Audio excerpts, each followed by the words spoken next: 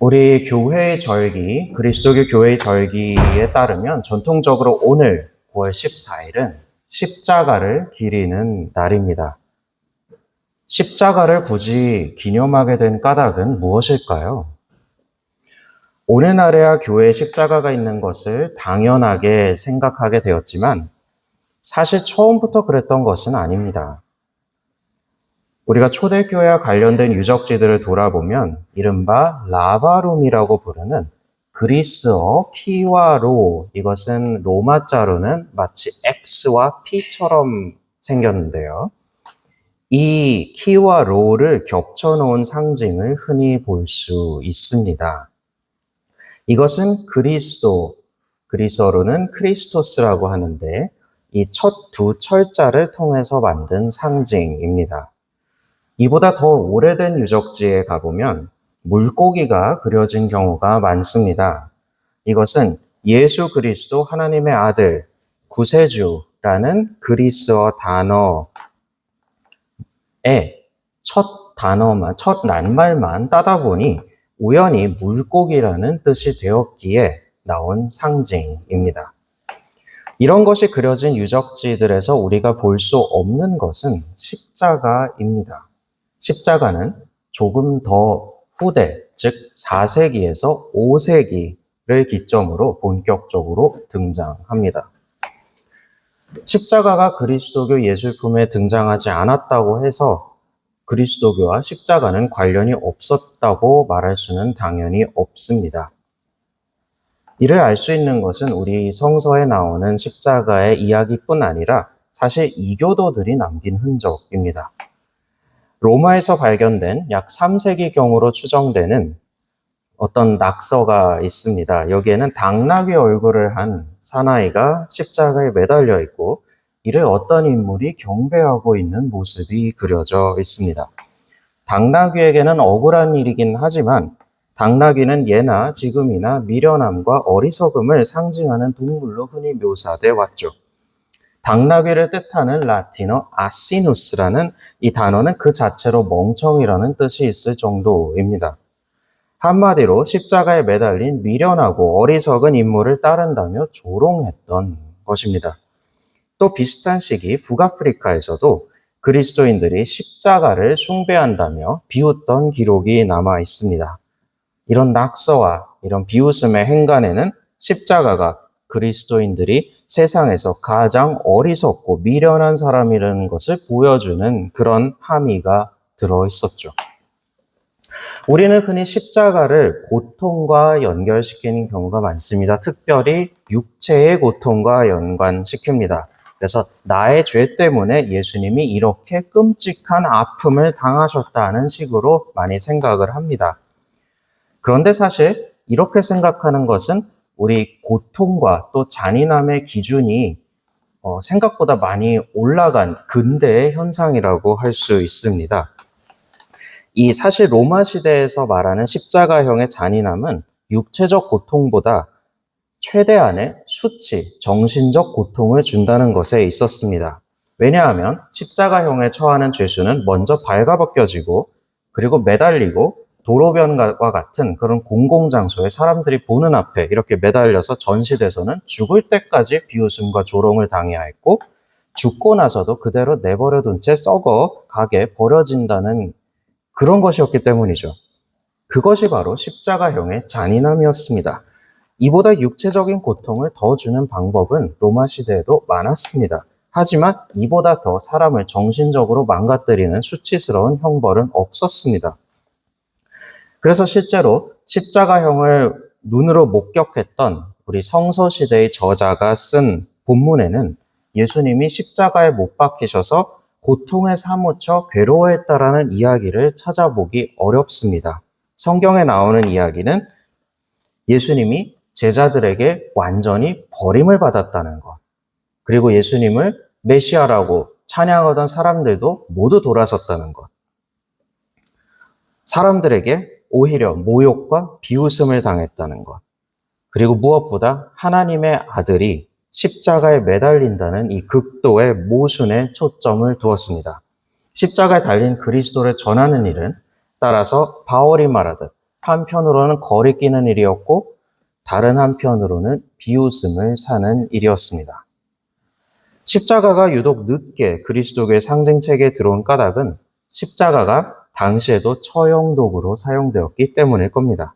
십자가는 수치스러웠습니다. 하지만 평범했죠. 예수만이 십자가에 못 박힌 것이 아니었습니다. 우리가 기억하지 않는 수많은 사람들이 십자가에서 수치스러운 죽음을 맞이했습니다. 그리고 십자가는 원래 기억하지 말도록 철저히 잊혀지도록 버림받도록 고안된 도구이기도 했습니다. 결국 실제로 십자가는 황제가 그리스도교로 개종하고 십자가형이 로마 제국에서 공식적으로 폐지된 4세기 이후 비로소 모자이크 등에 등장하기 시작합니다. 이때 있었던 일 중 하나는 황제의 어머니 헬레나가 콘스탄티누스 황제의 어머니 헬레나가 예루살렘에서 예수님이 못 박히신 십자가를 발견한 전설입니다. 이후 십자가를 발견한 장소에 이른바 성묘교회를 세웠습니다. 그리고 335년 9월 13일에 봉헌한 뒤에 그 다음 날인 9월 14일, 오늘이죠. 이 십자가를 높이 들어 사람들에게 보였습니다. 이제 더 이상 십자가는 단순한 그리고 조금 더 잔인한 그런 처형 도구가 아니었습니다. 불과 얼마 전까지만 해도 그들을 혹독하게 박해하던 로마 제국과 황제가 그리스도교로 개종하고 여기저기에 교회가 세워지며 수많은 사람들이 개종하던 모습을 본 이 그리스도인들은 높이 들여 올려진 십자가를 보면서 내가 땅에서 들리면 모든 사람을 내게로 이끌어 올 것이다 라고 하신 그리스도의 말씀을 떠올렸을지도 모릅니다. 그러나 사실 이것이 공식적인 축제일로 결정된 것은 조금 다른 계기였습니다. 그리스도교가 공인된 후 본래 조롱과 거리낌, 부끄러움의 상징이었던 이 십자가는 도처에서 상징물로 등장하면서 점차 황금과 보석으로 화려하게 치장되었습니다. 그리고 곳곳에서 교회의 권위와 위신, 권력을 나타내는 상징물이 되어갔습니다. 그러다 약 300년 후 페르시아와 로마 사이에 전쟁이 일어났습니다. 그리고 예루살렘이 페르시아에 함락당하는 사건이 일어났죠. 이 과정에서 성묘교회도 약탈을 면할 수 없었습니다. 그리고 결국 그곳에 있던 십자가도 빼앗기고 말았습니다. 14년에 걸친 전쟁 끝에 당시 황제였던 헤라클리우스는 마침내 십자가를 탈환하는 데 성공했습니다. 그리고 자신이 직접 십자가를 예수님처럼 짊어진 채 예루살렘 성묘교회로 향했습니다. 거기에 다시 두려는 거였죠. 그런데 그만 너무 지친 나머지 더 이상 움직일 수 없게 됩니다. 비로소 황제는 자신이 더 이상 나아가지 못하는 이유가 황제의 화려한 용포를 입고 보석과 장신구로 치장한 채 십자가를 짊어지고 있기 때문이라는 사실을 깨닫게 됩니다. 그래서 옷을 벗고 예수님이 그러셨듯 가난한 자의 옷을 입고 다시 십자가를 짊어지자 비로소 성당에 다다를 수 있었습니다. 그렇게 가난한 사람의 옷을 입고 그 어깨에 놓여서 십자가가 성당에 도착하자 그 안에 모여있는 사람들에게 수많은 치유의 기적이 일어났다고 전하고 있습니다. 이 사건을 기리기 위해 제정된 것이 교회가 오늘 기억하는 십자가의 축일입니다. 우리가 가난한 마음으로만 주님의 십자가를 짊어질 수 있다라는 이 진리를 기념하는 날이죠. 오늘 우리가 함께 살펴본 복음서의 본문은 이 요한복음서의 본문은 우리가 너무나 잘 알고 있는 내용입니다. 하나님의 외아들 예수님을 믿는 사람은 멸망하지 않고 영원한 생명을 얻을 것이다 라는 말씀이죠. 그런데 우리는 이 구절만을 기억하고 그 앞에 나오는 구절은 지나치는 경우가 많습니다. 그 앞에 구절에서는 이렇게 쓰고 있습니다. 모세가 광야에서 뱀을 든 것 같이 인자도 들려야 하리니 이는 그를 믿는 자마다 영생을 얻게 하려 하심이니라. 우리가 영원한 생명을 얻기 위해서는 단지 예수님이 아니라 들려 올려진 예수님을 믿어야 합니다. 십자가의 예수님을 믿을 때만이 우리는 영원한 생명을 얻을 수 있다고 복음은 우리에게 말하고 있습니다. 이 요한복음의 저자가 이야기하는 광야의 뱀 사건, 여러분들이 잘 아시는 민수기의 사건이죠. 민수기 21장에 나오는 사건입니다. 이 여정이 점점 길어지자 이스라엘 백성들은 이제 모세한테 늘 그랬듯이 불평을 하기 시작합니다. 항상 똑같은 패턴이 반복됐죠. 어쩌자고 이집트에서 데려나왔냐, 광야에서 죽일 작정이냐, 이렇게 대들게 됩니다. 물도 구하기 어렵고, 이전에는 배고프다고 이렇게 하니까 만나를 내려주셨는데 이제 그 만나도 그만 지긋지긋하다, 이렇게 이야기를 했죠. 그렇게 불평을 하니까 불뱀이 나타나서 그들을 공격했습니다. 그제서야 그들은 다시 뉘우쳤는데 하나님은 모세에게 구리로, 노스로 뱀을 만들어서 기둥에 달아놓으라고 그렇게 명하셨습니다. 그리고 뱀에게 물린 사람은 이 구리 뱀을 쳐다보기만 하면 나을 것이라고 약속하셨고, 그래서 이를 따라 행한 사람은 죽지 않았다고 성서는 전하고 있습니다.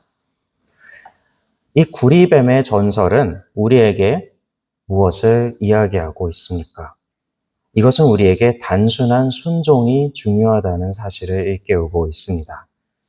불뱀은 하나의 시험이었습니다. 이 불뱀의 시험에서 목숨을 구하기 위해 필요했던 것은 어떤 대단한 기적도, 어떤 대단한 의술도 아니었습니다.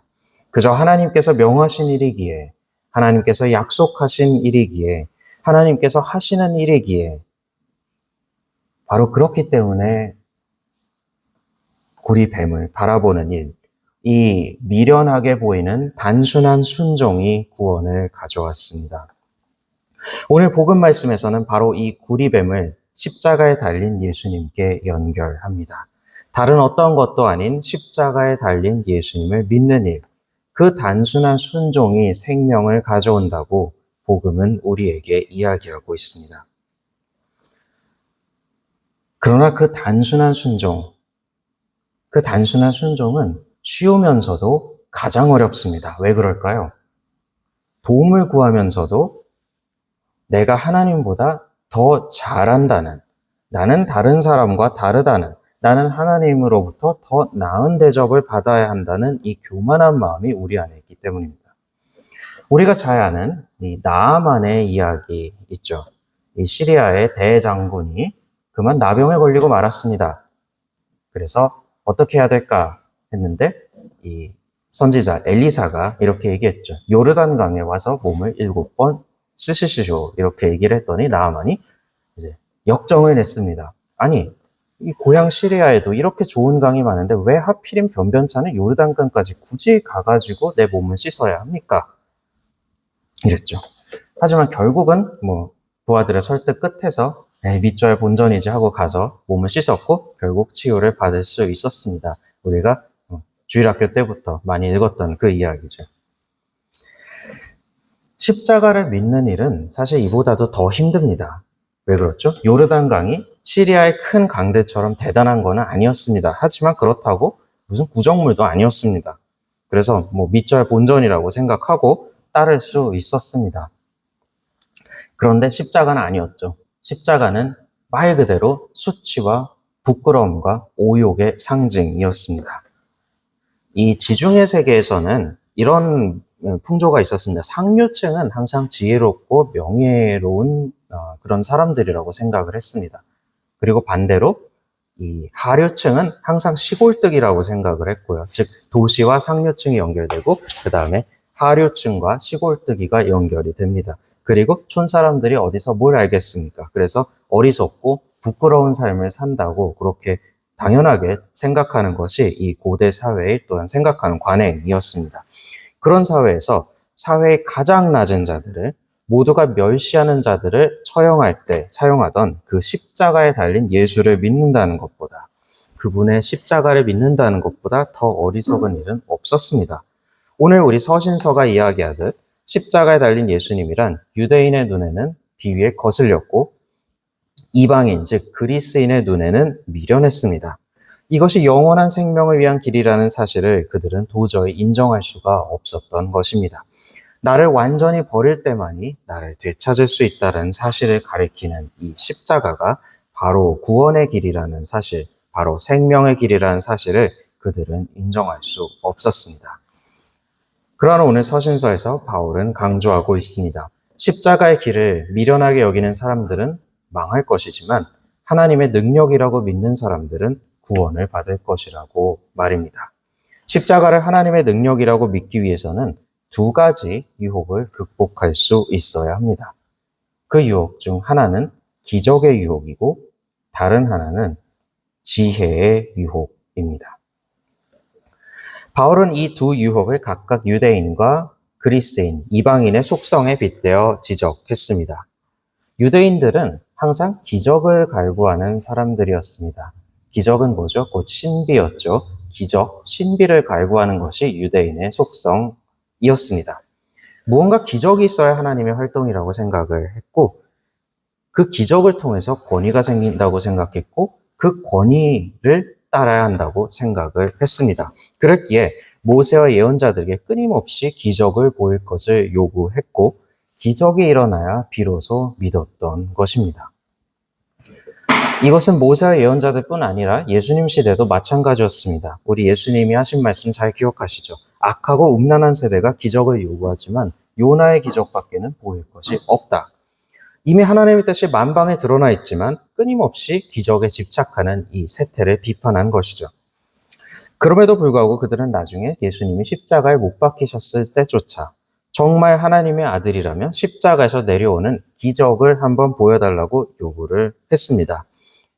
그런 사람들이 보기에 십자가의 죽음은 기적에 의존하는 모든 권위가 끝장나는 경험이었습니다.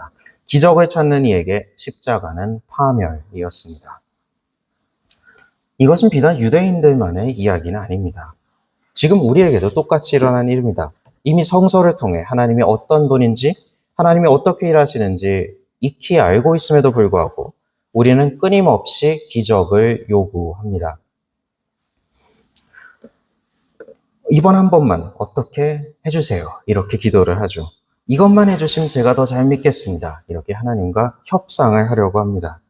항상 우리와 함께 하시는 하나님을 보지 못한 채 내가 아쉬울 때만 이 요술램프의 지니처럼 하나님을 찾는 모습, 기적의 유혹에서 벗어나지 못하는 모습, 이것이 혹 우리의 모습은 아닐까요? 또 하나의 유혹은 지혜의 유혹입니다. 이방인들, 우리 흔히 유대인과 이방인을 이렇게 비교하면 유대인과 그리스인을 비교하게 되는데 이 그리스인들은 여러분 아시다시피 유명한 철학자들이 많았죠. 철학의 사람들이었습니다.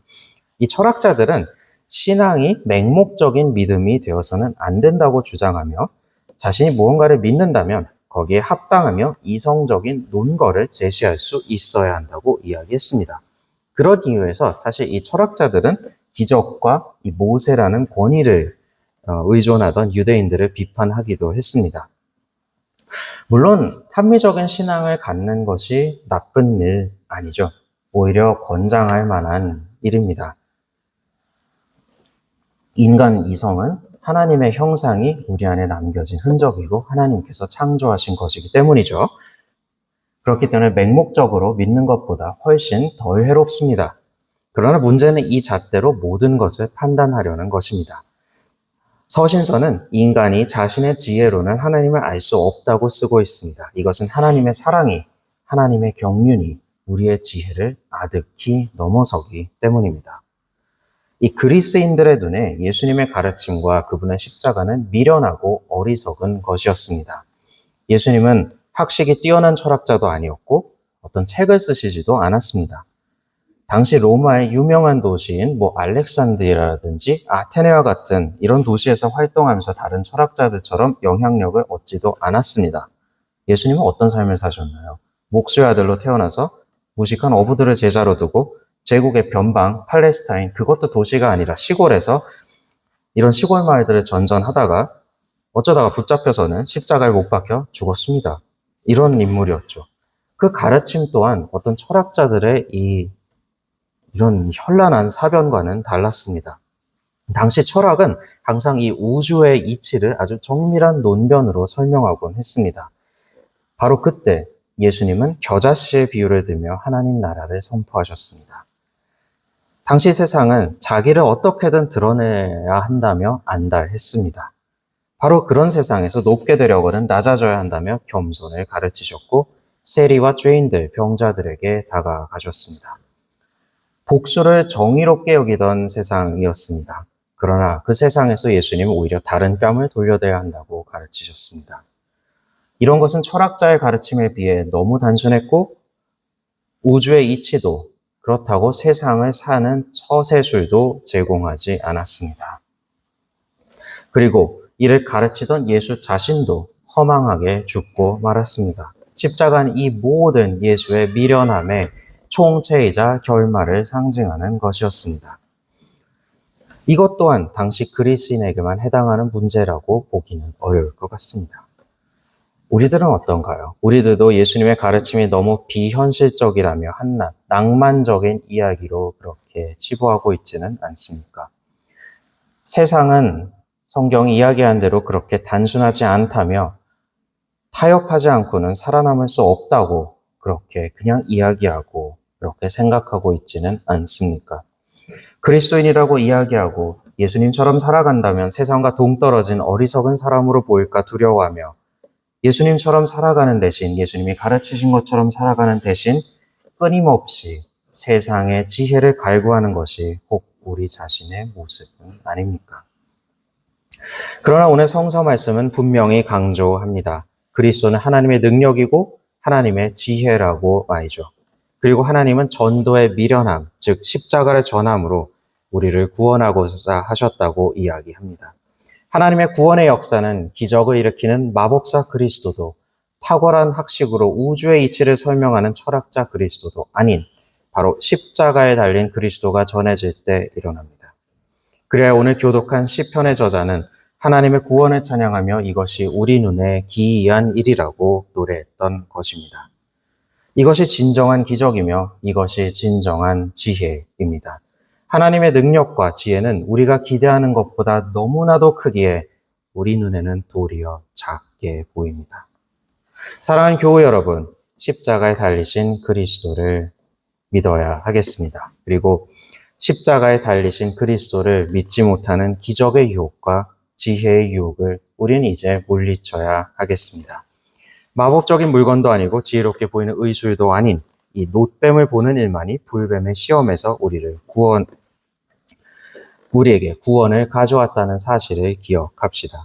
하나님의 구원은 예수님의 삶과 가르침을 그분의 순환과 죽음을 그저 묵묵히 따르는 십자가에 있다는 사실을 기억합시다. 바울이 말했듯 정욕과 욕망 가득한 옛 사람이 십자가에서 완전히 부정될 때만이 그리스도 예수에 속한 새로운 사람을 찾을 수 있다는 사실을 바라봅시다. 그럼 우리 예수님이 달리신 십자가를 바라보며 십자가를 바라보지 못하게 하는 기적의 욕망과 지혜의 장신구를 이제는 내려놓읍시다.